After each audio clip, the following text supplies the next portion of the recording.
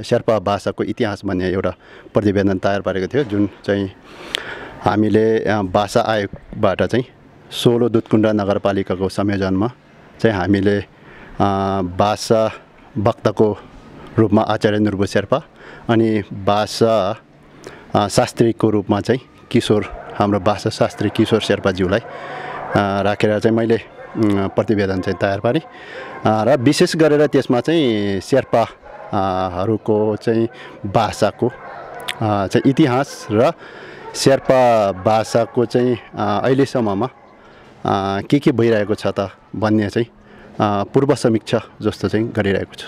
त्यसमा के भइरहेको रहेछ विशेष गरेर अब शेर्पा भाषाको विषयमा हामीले एकचोटि पूर्व समीक्षा गरेर हेर्दा चाहिँ कस्तो देखियो त भन्दाखेरि करिब 2007 सालभन्दा पहिले शेर्पाहरूको भाषाको त्यति नराम्रो अवस्था थिएन। किन त भन्दाखेरि 2007 सालभन्दा पहिले नेपालमा चाहिँ आधुनिक शिक्षाको चाहिँ विकास भएको थिएन। आधुनिक शिक्षा विकास नहुँदाखेरि जुन चाहिँ त्यति बेला चाहिँ जुन शेर्पा समुदायले चाहिँ आफ्नै गाउँठाउँमा गोन्पा अनि त्यसै गरेर चाहिँ आफ्नै बुबा बाजे आमाहरूबाट चाहिँ परम्परागत रूपमा चाहिँ लिपि र त्यो सँगसँगै चाहिँ भाषा सिक्दै आएको देखिन्छ। जब चाहिँ 2007 सालपछि चाहिँ नेपालमा चाहिँ जुन आधुनिक शिक्षाको विकास भयो, आधुनिक शिक्षा विकास हुनसाथ शेर्पाहरूको गाउँठाउँमा पनि त्योले ठाउँ पायो। जुन चाहिँ सोलुखुम्बुमा पहिलो विद्यालय बनेको सल्लरीमा रहेको जजा मावि देखिन्छ, जुन चाहिँ 2011 सालमा चाहिँ स्थापना भएको, जुन चाहिँ शेर्पाहरूको चाहिँ पुर्खा चाहिँ छिरिङ तेन्जिङ लामाको चाहिँ बुबा दवा गेल्जेङ हो कि समथिङ, उहाँको पहलमा चाहिँ दवा गेल्जेङ नामै होला उहाँको नाम चाहिँ, मैले ठ्याक्कै थाहा पाएन, तर गर्दा पनि उहाँको पहलमा चाहिँ त्यो विद्यालय चाहिँ त्यहाँ सोलुखुम्बुको सल्लरीमा चाहिँ ल्याएको देखिन्छ। र सोलुखुम्बुमा त्यो विद्यालय आइसकेपछि त्यहाँको जुन शेर्पाहरूले पनि त्यहाँ अध्ययन गर्नुपर्ने चाहिँ नियम नै बनाएर त्यहाँ चाहिँ आधुनिक शिक्षाहरू पढ्न गए र सल्लरीकोले मात्रै त्यति प्रभाव पारेको देखिँदैन। जब चाहिँ साथसाथै 2017-18 सालमा चाहिँ खुम्जुङ मावि चाहिँ स्थापना भएको देखिन्छ। त्यसै गरेर 2020 सालमा जुम्बेसी मावि चाहिँ त्यहाँ स्थापना भएको देखिन्छ। त्योले चाहिँ हामीले सरसर्ती हेर्दाखेरि चाहिँ 2020 सालदेखि चाहिँ शेर्पा भाषाको चाहिँ लोपको क्रम चाहिँ सुरु भएको देखिन्छ। किन त भन्दाखेरि आधुनिक शिक्षा अध्यापन हुने विद्यालयमा चाहिँ शेर्पा भाषाको चाहिँ मातृभाषाहरू चाहिँ त्यहाँ अध्यापन नहुने र लिपिको अध्यापन नहुने कारणले पनि अब त्यहाँ जुन चाहिँ आधुनिक विद्यालयमा चाहिँ पहिले चाहिँ खस भाषामा देवनागरी लिपिमा मात्रै अध्यापन हुने भएको कारणले गर्दा चाहिँ त्यहाँबाट लोप हुने सुरु देखिन्छ। त्यसपछि 2047 सालपछि 2047 सालमा संविधान भयो, संविधान बनायो 2047 सालमा। 2047 सालको संविधानले चाहिँ मातृभाषालाई पनि राष्ट्रिय भाषाको मान्यता दिएको छ र 2047 सालको संविधानपछि चाहिँ लगातै शेर्पाहरूले केही पहल गर्नु नसके पनि 2057 सालमा शेर्पा भाषाको चाहिँ मातृभाषा चाहिँ विद्यालयहरूमा पढाउनु पर्छ भनेर चाहिँ कक्षा 1-5 को चाहिँ एउटा चाहिँ पाठ्यक्रम निर्माण भएको देखिन्छ। त्यसपछि 2057 सालमा पाठ्यक्रम निर्माण भए पनि 2060 सालसम्म चाहिँ केही काम नभएको जस्तो देखिन्छ त्यो बिचमा। र 2060 सालमा चाहिँ नेपाल शेर्पा सङ्घको पहलमा कक्षा 1 देखि 5 सम्म चाहिँ 2060 देखि 64 सालसम्म चाहिँ पाठ्य पुस्तकहरू पनि तयार भएर गाउँ गाउँमा पठाएर चाहिँ अध्ययन अध्यापन भइरहेको त्यस्तोहरू चाहिँ देखिन्छ। त्यो सँगसँगै रेडियो नेपालमा चाहिँ शेर्पा भाषामा चाहिँ कार्यक्रमहरू सञ्चालन हुँदै आएको देखिन्छ। त्यसै गरेर हालै जुन चाहिँ टेलिभिजनहरूमा पनि शेर्पा भाषामा चाहिँ कार्यक्रमहरू उत्पादन अनि प्रसारण भइरहेको पनि देखिन्छ। त्यसै गरेर चाहिँ जुन चाहिँ अहिले भाषा आयोगले पनि शेर्पा भाषालाई मान्यता दिएर अलिकति महत्त्व दिएर चाहिँ शेर्पा भाषाको योभन्दा पछिल्लो सालमा चाहिँ शेर्पा भाषाको चाहिँ शब्द सङ्कलन पनि भएको थियो। त्यसमा चाहिँ शेर्पा भाषाको शब्द सङ्कलनमा चाहिँ करिब 5000 शब्दहरू चाहिँ सङ्कलन गरेर भाषा आयोगमा पनि बुझाइसकेको छौँ। त्यसको नेतृत्व चाहिँ हाम्रो आचार्य नुर्बु शेर्पाज्यूले लिएको छ। सँगसँगै 2075 सालमा भाषा आयोगको चाहिँ नेतृत्वमा सोलु दुधकुण्ड नगरपालिकामा चाहिँ जुन चाहिँ शेर्पा भाषाको चाहिँ अवस्था के रहेछ त भन्दाखेरि विद्यालय स्तरमा अध्ययन अध्यापन पनि भएको चाहिँ देखिन्छ। त्यसै गरेर विभिन्न चाहिँ शोधार्थी जुन चाहिँ एमए लेभलमा थेसिसको रूपमा चाहिँ प्रतिवेदनको रूपमा शेर्पा भाषाको चाहिँ अवस्थाहरूको विषयमा प्रतिवेदनहरू पेश गरेको चाहिँ हामीले धेरै पाइन्छौँ। जिल्लागत रूपमा चाहिँ शेर्पा भाषा प्रयोगको अवस्था कस्तो पाउनुभयो? जिल्लागत रूपमा चाहिँ अहिले कस्तो देखिन्छ भन्दाखेरि हाम्रो भाषा शास्त्री यो किशोर शेर्पाज्यूले चाहिँ एउटा अध्ययन गरेर प्रतिवेदन तयार पारेको छ। त्यो प्रतिवेदनले चाहिँ के देखिन्छ त भन्दाखेरि मूलत सोलुखुम्बुमा चाहिँ केन्द्रबिन्दु रहे तापनि अहिले चाहिँ देशको 63वटा जिल्लामा चाहिँ शेर्पाहरू रहेको र उहाँहरूले चाहिँ शेर्पा भाषा शुद्ध रूपमा बोलेको पनि पाइन्छ। 2067 सालको चाहिँ 11औं चाहिँ जनगणनाले पनि के देखिन्छ त भन्दाखेरि शेर्पाको जनसङ्ख्या भन्दा पनि शेर्पा भाषा बोल्नेहरूको चाहिँ केही बढी भएको चाहिँ देखिन्छ। किन त भन्दाखेरि हामीले पनि त्यसको विषयमा छलफल पनि गऱ्यौँ। त्यो किन त यस्तो आयो त भन्दाखेरि जुन चाहिँ शेर्पा गाउँमा रहेका अन्य समुदायले पनि प्रष्टै शेर्पा भाषा बोल्ने चाहिँ धेरै देखेको छ। त्यसै कारणले चाहिँ जिल्लागत रूपमा चाहिँ जहाँ जहाँ शेर्पा छ त्यहाँ चाहिँ सबैले चाहिँ शेर्पा भाषा प्रयोग गर्दै आएको छ। र हालै चाहिँ विदेशमा युरोपमा होस् अमेरिकामा होस् र अरू देशमा जुनसुकै देशमा होस् शेर्पाहरू जहाँ चाहिँ रहे तापनि उहाँहरूले चाहिँ शेर्पा भाषामा चाहिँ संवाद गरिरहेको र शेर्पा भाषाको प्रयोग गरिरहेको र शेर्पा कार्यक्रमहरूमा शेर्पा भाषाबाट कार्यक्रम चलाएको पनि देखिन्छ।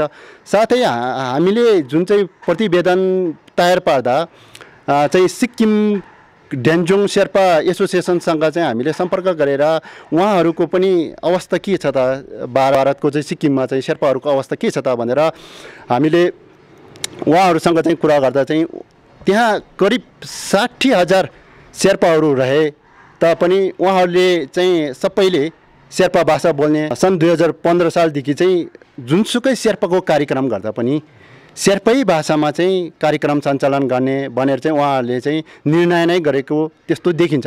र उहाँहरूले चाहिँ कक्षा 1 देखि 12 सम्मको चाहिँ पाठ्य पुस्तक तयार गरेर 37वटा चाहिँ विद्यालयहरूमा चाहिँ अध्ययन अध्यापन भइरहेको पनि देखिन्छ।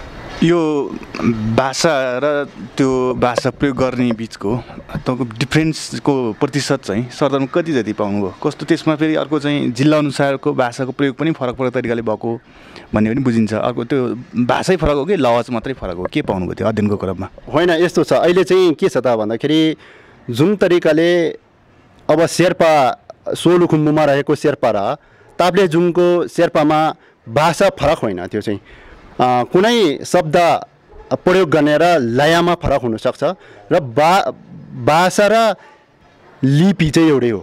जस्तै हामीले पनि पाउँछौँ कि यहाँ काठमाडौँमा बोल्ने नेपाली भाषा र तनहुँ त्यसै गरेर इलामतिर भाषा नेपाली भाषा बोल्नेमा लयमा त केही मात्रामा फरक देखिन्छ नि, त्यति मात्रै त्यो फरक हो। नत्र लिपिको हिसाबले हो भने सम्बोटा लिपि प्रयोग गर्यो भने चाहिँ सबैले चाहिँ एउटै भाषा एउटै लय लगभग लय पनि एउटै आउन सक्छ।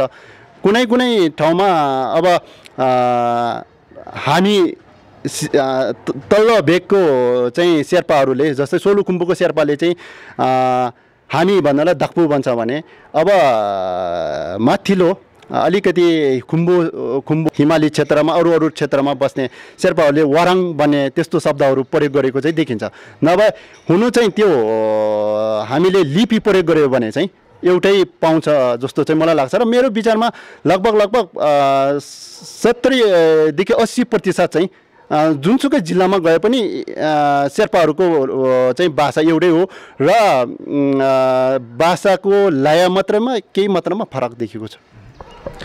अहिले तपाईँको अध्ययनको क्रममा अब शेर्पा भाषाको अवस्था चाहिँ के लोपोन्मुख अथवा चाहिँ दयनीय अवस्था हो कि यो फेरि चाहिँ जगाउँदा तत्कालै जाग्ने खालको अवस्था के पाउनुभयो? अघि नै मैले यहाँलाई भनिहालेँ, जुन चाहिँ हामीले 2007 सालदेखि चाहिँ 2047 सालसम्म चाहिँ धेरै नै लोप भएको देखिन्छ।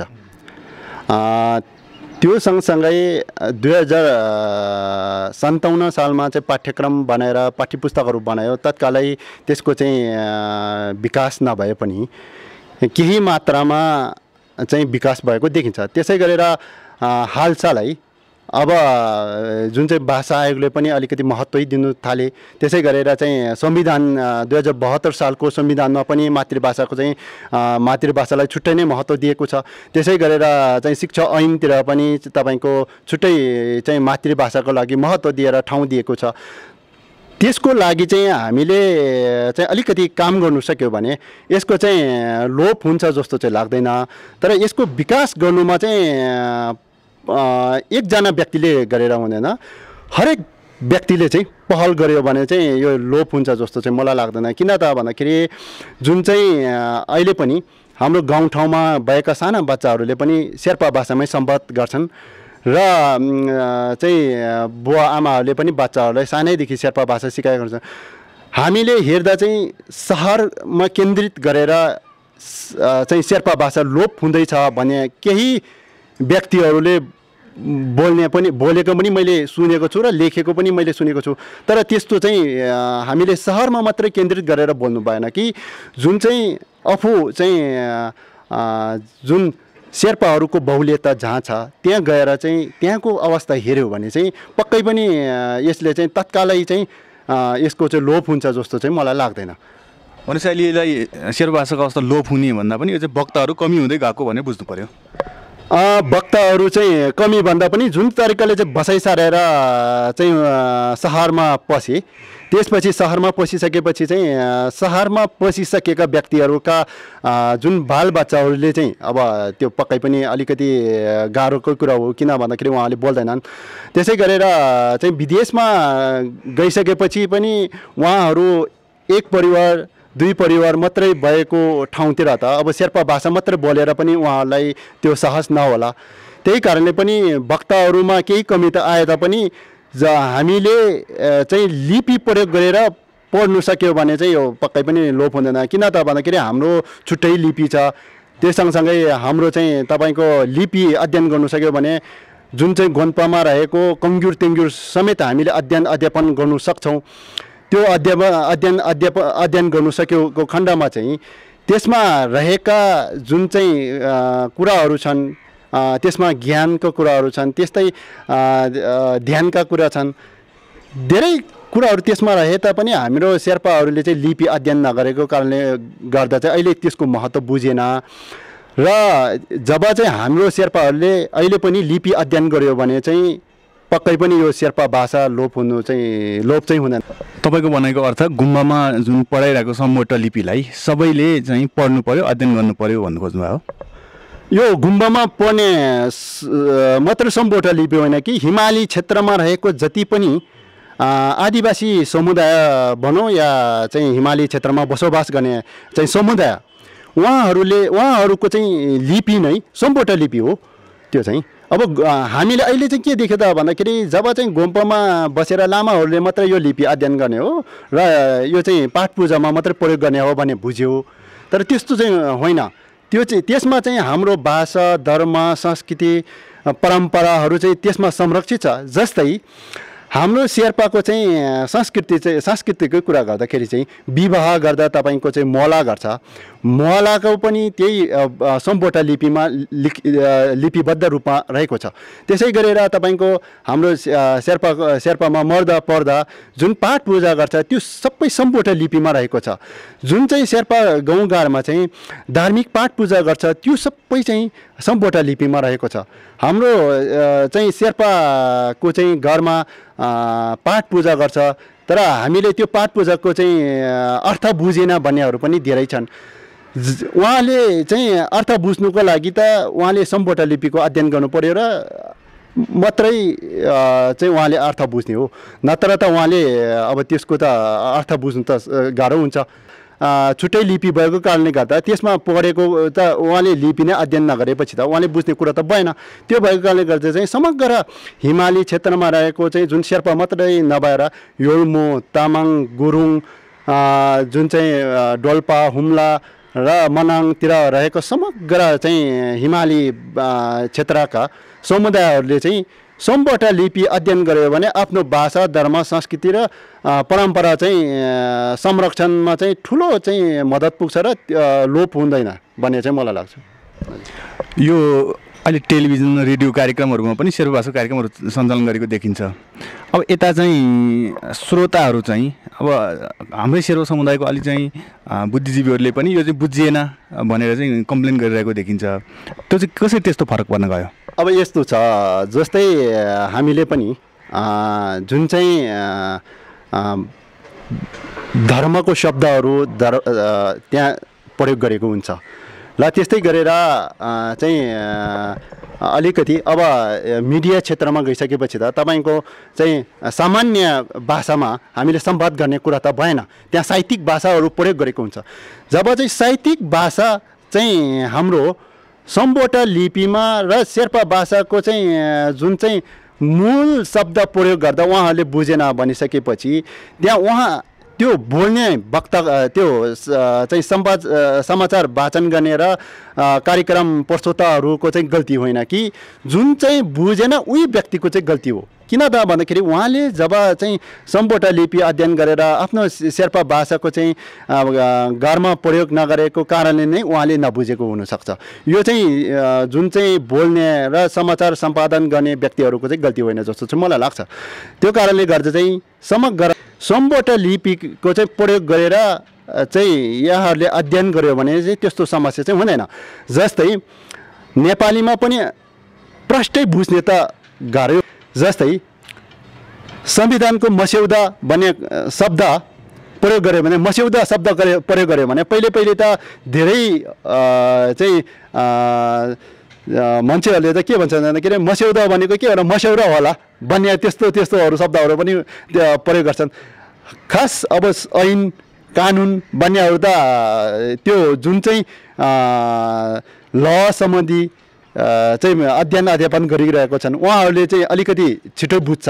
तर सर्वसाधारणले त त्यो ऐन के हो, कानुन के हो, संविधान के हो, संविधान भनेको के हो भनेर अर्थ नै त बताउनु सक्नु त गाह्रो छ नि। त्यही कारणले गर्दा चाहिँ शेर्पाको पनि चाहिँ त्यस्तै हो। जुन चाहिँ हामीले चाहिँ सम्पादन गर्दा, समाचार सम्पादन गर्दा अलिकति चाहिँ साहित्यिक शब्दहरू प्रयोग गरेको हुन्छ, त्यही कारणले चाहिँ नबुझेको होला जस्तो चाहिँ मलाई लाग्छ।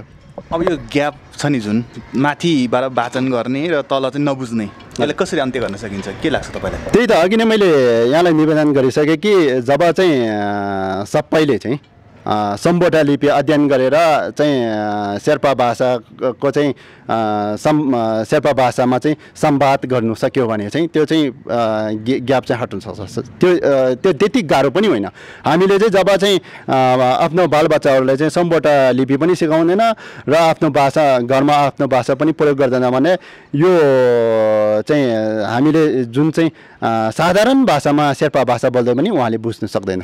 त्यो चाहिँ यही भाषाको अध्ययनको क्रममा तपाईँको प्रतिवेदनले त्यो अहिले जुन समस्याहरू चाहिँ खडा भएको छ, जस्तो प्रश्नहरू खडा भएको छ, त्यसको जवाब खोज्ने क्रममा समाधानहरू चाहिँ के पत्ता लगाउनु भयो? समाधान भनेको चाहिँ अब हामीले त्यसमा सुझावको रूपमा पेश गरेको छौँ। सुझावको रूपमा चाहिँ अहिलेसम्ममा चाहिँ शेर्पा चाहिँ मातृभाषामा गाउँघरमा अध्ययन अध्यापन हुन नसकेको कारणहरू चाहिँ हामीले त्यहाँ खुलेको छौँ। जुन चाहिँ अहिले पाठ्यक्रम विकास केन्द्रबाट चाहिँ पाठ्यक्रम पनि निर्माण भयो, त्यसै गरेर शेर्पा भाषाको, त्यसै गरेर 1-5 को पाठ्यपुस्तकहरू पनि विकास भयो। तर गाउँघरमा चाहिँ यसले किन चाहिँ अध्ययन अध्यापन हुन सकेन भनेर हामीले सरसर्ती हेर्दाखेरि चाहिँ त्यहाँ चाहिँ राज्य पक्षबाट चाहिँ त्यहाँ चाहिँ शिक्षक व्यवस्थापनमा कुनै अनुदान नदिएको देखिन्छ र शिक्षक अनुदान नहुँदाखेरि चाहिँ हामीलाई कस्तो लाग्यो त भन्दाखेरि खाना अगाडि पस्काएर दिएको छ, उहाँले चाहिँ हात चाहिँ पछाडि भानेर राख्यो भने त उहाँले खानु त गाह्रो हुन्छ नि। त्यस्तै देखिन्छ। जब चाहिँ पाठ्यपुस्तकहरू पाठ्यक्रमहरू तयार गरेर चाहिँ दिइसके तर गर्दा पनि शिक्षक नदिँदा त त्यो चाहिँ अध्ययन अध्यापन हुन नसकेको देखिन्छ। एउटा त्यो भयो। एउटा चाहिँ फेरि शिक्षक नदिनुको साथसाथै उहाँहरूले चाहिँ शिक्षक हामीले चाहिँ व्यवस्थापन गरे पनि उहाँहरूको चाहिँ क्वालिफिकेसन हेर्ने गरेको कारणले गर्दा पनि अब प्रमाणपत्र शिक्षक लाइसेन्सहरू हेर्ने भएको कारणले गर्दा पनि त्यसमा अलिकति कठिनाइ चाहिँ भएको छ। जब चाहिँ शेर्पा भाषामा लोक सेवा आयोग र शिक्षा सेवा आयोगमा चाहिँ हामीले परीक्षा दिने प्रणाली नै नियम नै छैन भने त हामीले त्यसमा चाहिँ शिक्षक लाइसेन्स हुनु कुरा पनि भएन। हामीले त्यसमा के भनेको छु त भन्दाखेरि हालै तत्कालै केही वर्षको लागि चाहिँ जो चाहिँ शेर्पा भाषामा दक्ष छ उहाँलाई चाहिँ केही वर्षको लागि चाहिँ शिक्षकमा नियुक्ति गरेर उहाँहरूले चाहिँ राज्यतर्फबाट चाहिँ त्यसको चाहिँ अनुदान अथवा दरबन्दी नियुक्तिको चाहिँ त्यहाँबाट चाहिँ सहयोग गरेर चाहिँ त्यसलाई चाहिँ समस्याको समाधान गर्नुपर्छ भनेर चाहिँ हामीले एउटा त्यो चाहिँ उहाँहरूलाई सुझावको रूपमा एउटा दिएको छौँ। त्यो सँगसँगै अब शेर्पा समुदायले गर्नुपर्ने के देख्यो त भन्दाखेरि शेर्पा भाषामा भएको जुन चाहिँ शब्दहरू छन् त्यसलाई चाहिँ हामीले सङ्कलन गरेर पुस्तकको रूपमा प्रकाशन गर्नुपर्ने। त्यसै गरेर चाहिँ अहिलेसम्ममा कक्षा 1-5 को चाहिँ पाठ्यपुस्तक बने पनि हाल चाहिँ राज्यले कक्षा 12 सम्मको चाहिँ जुन चाहिँ विद्यालय तहमा लगेको कारणले गर्दा चाहिँ कक्षा 12 सम्म नै शेर्पा मातृभाषाको पनि पाठ्यपुस्तकहरू बनाउन सक्यो भने चाहिँ त्यसले पक्कै पनि ठाउँ चाहिँ राम्रो पाउँछ र शेर्पा भाषाको लोप हुँदैन भनेर हामीले त्यसमा सुझाव पनि पठाएको छौँ। त्यो सँगसँगै हामीले चाहिँ शेर्पा भाषामा जस्तै हामीले रहेको धेरै शब्दहरू छन् त्यसलाई चाहिँ नेपालीमा अङ्ग्रेजीमा बहुभाषिक रूपमा चाहिँ हामीले चाहिँ शब्द सङ्कलन गरेर त्यसलाई चाहिँ व्याख्या हामीले चाहिँ इन्साइक्लोपिडिया जस्तो गरेर चाहिँ हामीले सम्पादन गरेर प्रकाशन गर्नु सक्यो भने चाहिँ त्यसले राम्रो ठाउँ पाउँछ भनेर चाहिँ हामीले त्यसरी चाहिँ उहाँहरूलाई सुझावको रूपमा चाहिँ अब 16 दुधकुन्द नगरपालिकासँग त यहाँहरूले सहकारी नै गर्नुभयो। अरू विभिन्न ठाउँमा पनि शेर्पा जनप्रतिनिधिहरू चाहिँ निर्वाचित भएर बस्नुभएको छ। पक्कै पनि यो अध्ययनको क्रममा उहाँहरूसँग पनि तपाईँहरूले छलफल गर्नुभएको हुनुपर्छ। उहाँहरूको धारणा चाहिँ कस्तो पाउनुभयो यस विषयमा? हामीले अब 16 दुधकुन्ड नगरपालिकासँग मात्र होइन हामीले धेरै अब शेर्पा सङ्घमा रहेको चाहिँ हामीले किशोर शेर्पा उहाँ भाषासँग सम्बन्धित भएको कारणले गर्दा उपाध्यक्ष उहाँ नै हुनुहुन्छ। त्यसै गरेर हामीले अमेरिकामा रहेको चाहिँ शेर्पा भाषाको चाहिँ एउटा डिक्सनेरीको चाहिँ सम्पादन गर्नुहुने लोपेन गुर्मी छोटक भयो। त्यसै गरेर हामीले सिक्किममा चाहिँ अन्तर्वार्ता लिएको छौँ। अनि त्यसै गरेर 1 कक्षा 1-5 को चाहिँ पाठ्यपुस्तक तयार गर्नुहुने खेम्बुङ अङ्गोसेरसँग पनि सम्पाद गरेको छौँ। त्यसै गरेर चाहिँ हिमालयन शेर्पा संस्कृत केन्द्रको चाहिँ महासचिव शेर्कुसँग पनि हामीले त्यसको विषयमा छलफल गरेको छौँ। त्यसै गरेर चाहिँ कार्यक्रम प्रस्तोता चाहिँ इन्डिजिनस टेलिभिजनबाट शेर्पा कार्यक्रम प्रस्तोता सोनाम याङजीसँग पनि हामीले चाहिँ यसको विषयमा अहिलेसम्म के भइरहेको छ, जुन चाहिँ मिडिया क्षेत्रमा शेर्पा भाषामा के भइरहेको छ भनेर हामीले उहाँसँग पनि सम्वाद गरेको छौँ। हामीले इन्टरभ्यू नै लिएको छौँ उहाँहरूसँग। त्यो भएको कारणले गर्दा चाहिँ हामीले उहाँहरूको सुझावबाट नै त्यो प्रतिवेदन तयार पारेको हौँ। हामी एकाध दुईले त्यो प्रतिवेदन तयार पारेको चाहिँ होइन। त्यसमा चाहिँ हामीले पहिले जुन चाहिँ खिम्बो सङ्गे तेन्जिङले चाहिँ सम्पादन गरेको लेखिएका जुन पुस्तकहरूलाई चाहिँ अध्ययन गरेका छौँ। त्यसै गरेर चाहिँ विभिन्न चाहिँ डाक्टर हक्पा नुर्बु शेर्पा उहाँले लेखिएका किताबहरूलाई पनि हामीले अध्ययन गरेका छौँ। त्यसै गरेर चाहिँ त्रिभुवन विश्वविद्यालयमा चाहिँ एमएको थ्यासिसको रूपमा चाहिँ प्रस्तुत गरेका चाहिँ जुन शोधपत्रहरू छन् शेर्पा भाषाको विषयमा त्योलाई पनि हामीले अध्ययन गरेका छौँ। त्यसै गरेर खुम्बु क्षेत्रको चाहिँ केही व्यक्तिहरूले लेखेका किताबहरूलाई चाहिँ हामीले अध्ययन गरेर चाहिँ त्यस प्रतिवेदनमा पनि हामीले समावेश गरेका छौँ। केही छुटेको होला, तर त्यसमा हामीले पछि फेरि त्यसलाई चाहिँ सम्पादन गर्नु सक्छ भनेर हामीले अहिले चाहिँ हामीले त्यति नै पेश गरिसकेको छौँ। र हामीले अब पुस्तकको रूपमा आउँदाखेरि पनि हामी एक चरणमा शेर्पा समुदायका विज्ञहरूसँग छलफल गरेर अगाडि बढाउने चाहिँ हाम्रो सोच छ। यस विषयमा जुन नगरपालिका गाउँपालिकामा अध्यक्ष स्थानीय तहमा हालै फेरि चाहिँ स्कुल तहको अधिकार स्थानीय तहलाई दिएको छ।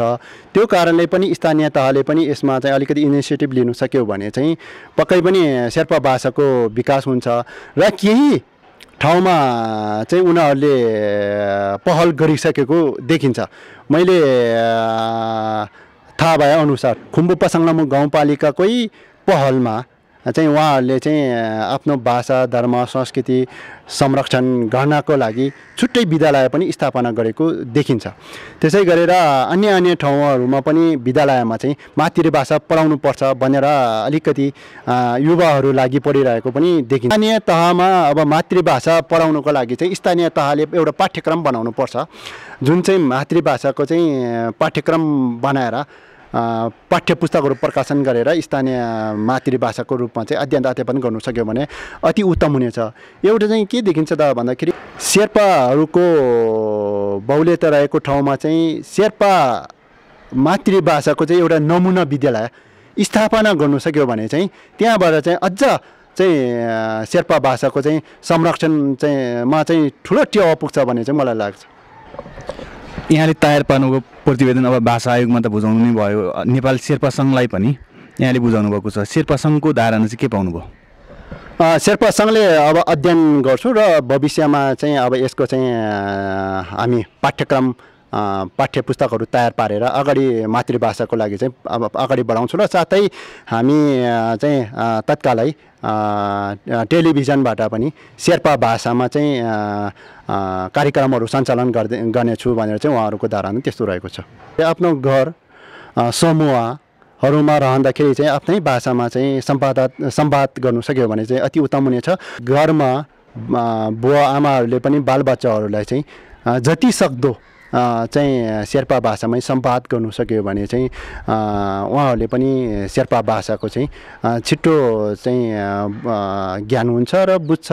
र त्यो सँगसँगै म आम समग्र शेर्पाहरूलाई के अनुरोध गर्न चाहन्छु त भन्दाखेरि जुन चाहिँ शेर्पाहरूको बहुल्यता रहेको गाउँमा चाहिँ विद्यालय छ, त्यो विद्यालयमा चाहिँ मातृभाषाको चाहिँ जसरी पनि अध्ययन गर्नुपर्छ भन्ने चाहिँ म गर्नुहोस् भन्ने चाहिँ म अनुरोध गर्छु।